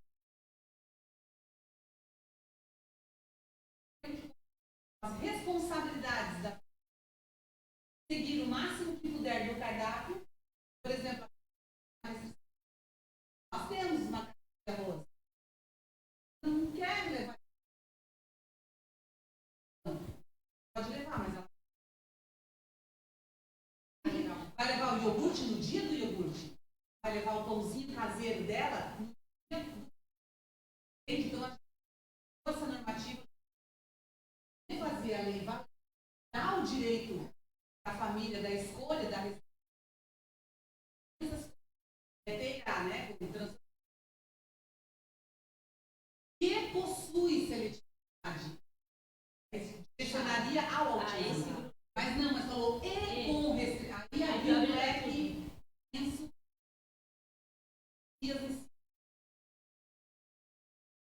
Não proíbe que leve. Não permite. Né? Ofertar alimentação. Ele não diz que ele pode levar. É uma regrinha interna. Então, dentro dessa questão,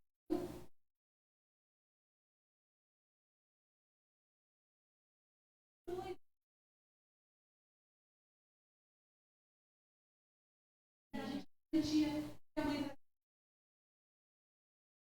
Aí a gente fala, isso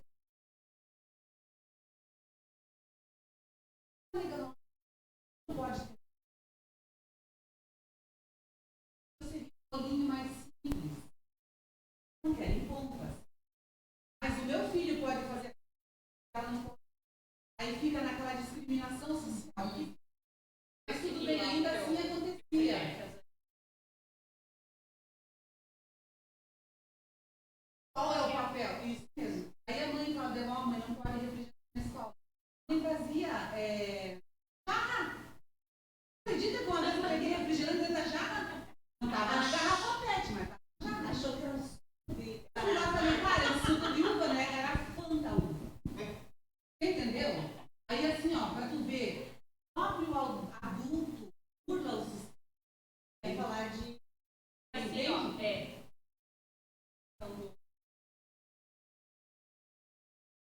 atividade. Vamos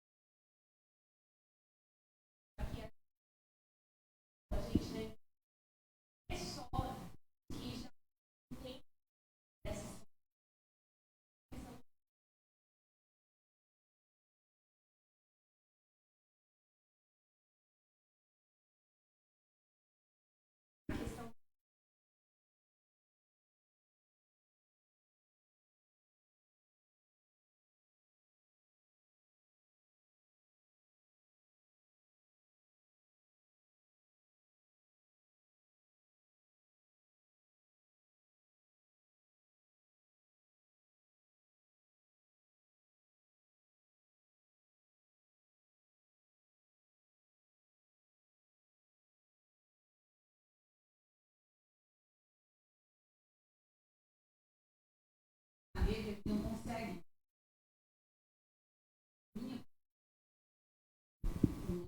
Eu digo isso em casa.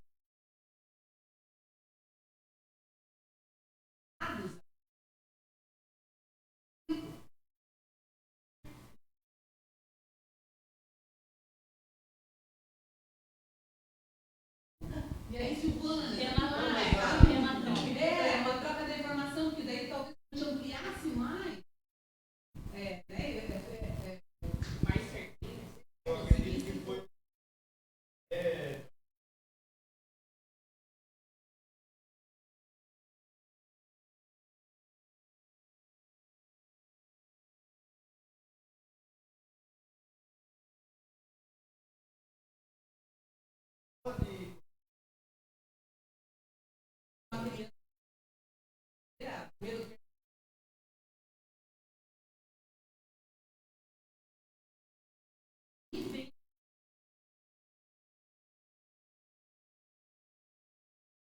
E outro que a gente melhor para a gente no laudo, né? O que é a seletividade?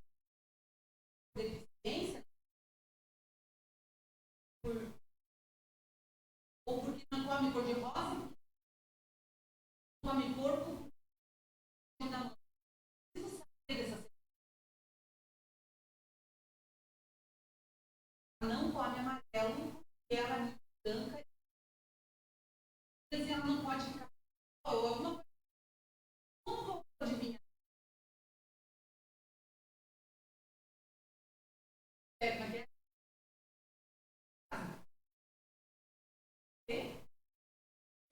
Falta de construção de informação. Acho que nesse...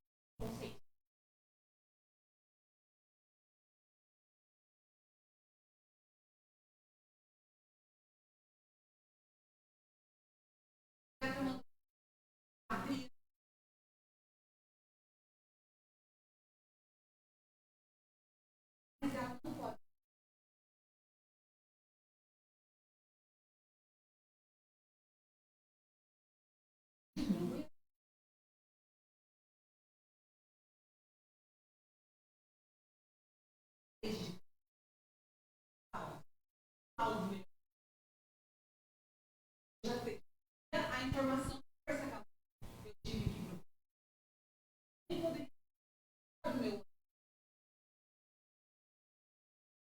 para entender o que é o leite. É porque o leite, a vizinha dela tem uma vaca. E daí a vizinha dela dá leite da vaca para ela. Ela dá leite da vaca para a criança. O leite de casa, ela trazia o leite puro, leite de casa, da casa dela. Só que o processo novo, criticando a mulher da vaca, feliz a mulher que tem a vaca.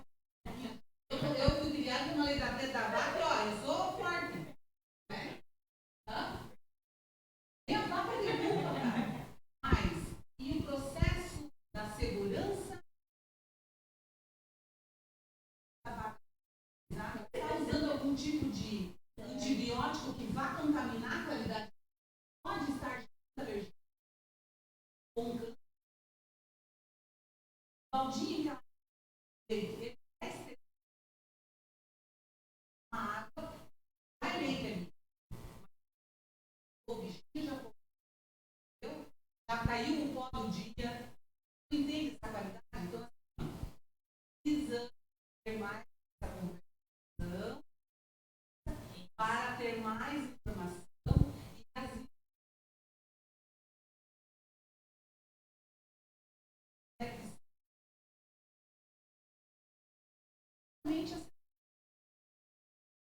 Mas o Conselho é um espaço muito rico nesse sentido, né? Porque é um apoio para a Câmara de Vereadores, no momento que quer uma opinião para alguma questão técnica, por exemplo, né? Então, poderia trazer essa demanda para o Conselho, que vai ter governamental com a realidade ali do que é possível, ou com as talvez dificuldades que vai ser enfrentadas para implementar isso, com a sociedade civil representando o que a sociedade quer Então, o conselho, né, estando ativo, é um espaço muito positivo nesse sentido para uma construção mais assertiva. Depois, se for o caso, chamar as outras áreas, vai ter alguém da saúde lá para representar também. Então, é um espaço que favorece no fortalecimento dessas questões também que são do dia a dia, né?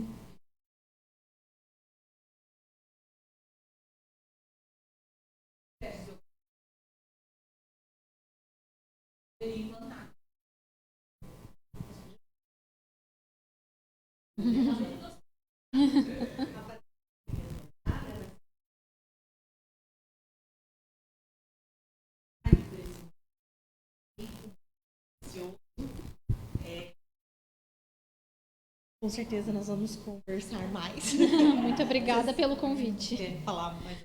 Não, só queria agradecer o convite, foi muito gostoso estar aqui com vocês nessa manhã. É um assunto que eu amo falar, né? Eu gosto muito e eu sei que tem vários desafios, várias complexidades, ainda mais quando a gente fala de uma política pública que é tão intersetorial. E fico feliz de saber que vocês estão nesse movimento de pensar a segurança alimentar aqui também, né? Onde que eu puder contribuir, podem contar comigo também. Obrigada.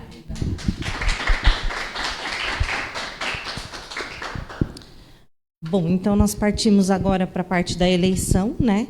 Nós, como disse o vereador, infelizmente não temos a casa cheia, né? Mas nós temos alguns representantes aqui. Então, a APAI, né? Representada pela Gislaine, a dona Santina, representando, né, a Ação Social. Não precisa. Pode, aham. Tá, obrigada. E a Alessandra, né, que a gente